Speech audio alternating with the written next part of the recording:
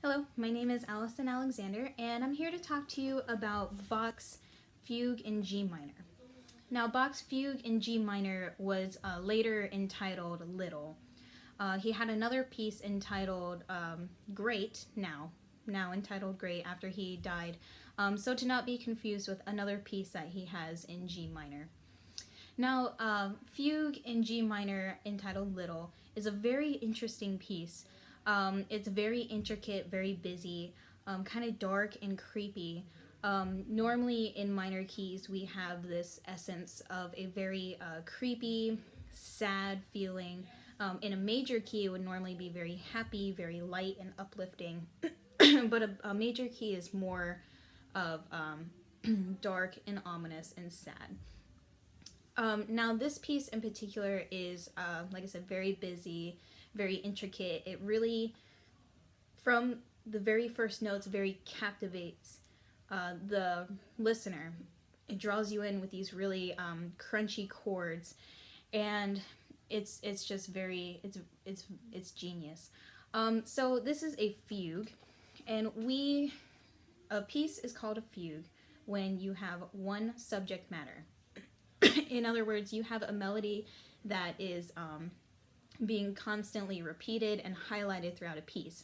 In this piece in particular, the subject matter is 4.5 measures long, and it starts off with just one instrument, one voice, one line just playing this subject matter, and then later you have a second that comes in and starts playing. So you have the first subject matter coming in by itself, and then you have a second, and then a third, and then a fourth. Now, fugues are normally short. However, this fugue in particular is essentially short. It's about 4 minutes and some change. Now, Bach wrote this piece in somewhere between 1703 and 1707. Now, this piece is what we would consider of the Baroque period. Baroque is a time where we would consider music between the 1600s and 1800s. So all of that music in between is considered Baroque music. Bach wrote this piece when he was about 18 years old. He was working in a church as an organist. So he composed this piece for the church. Now, back in the 1700s, that's mostly when you would hear music, would be in church. It's where people would come and gather and be together, and so that's mostly where music was performed live. Now, Bach usually performed his pieces by himself, mostly if it was a solo piece. So this one in particular, he would perform mostly on an organ. At that time, this piece was intentionally written for an organ. However, today it is played on a piano. It can still be played on an organ. Mostly people that would play it now would be professionals performing, or for music students.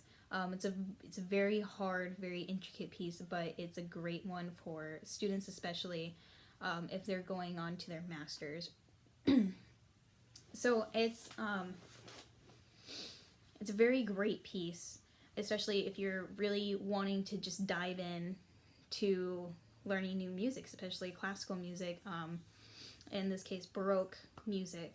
Now, the difference between music now and then, especially with people listening now, the audience back then this was their music. This is what they listened to all the time, and they loved it, and they would just go to church, and a lot about it was for the music. Nowadays, you hear music everywhere, and a lot of this music is not very popular anymore. A lot of people don't really appreciate it, but Bach wasn't really appreciated until after he died. It wasn't until after he died that he was really recognized for a lot of his genius that he was and that he did. I believe that these pieces at the time weren't really successful. A lot of Bach and a lot of other composers at the time were freelance musicians, just like they are now. So it was a little hard. It was a struggle for them, but I feel like now we've kind of done justice in seeing these works now becoming such a great success. So I hope this was helpful. And if you're really looking, like I said, if you're looking to get to learn some new music, I would definitely recommend this one as one of your starter pieces. So, thanks.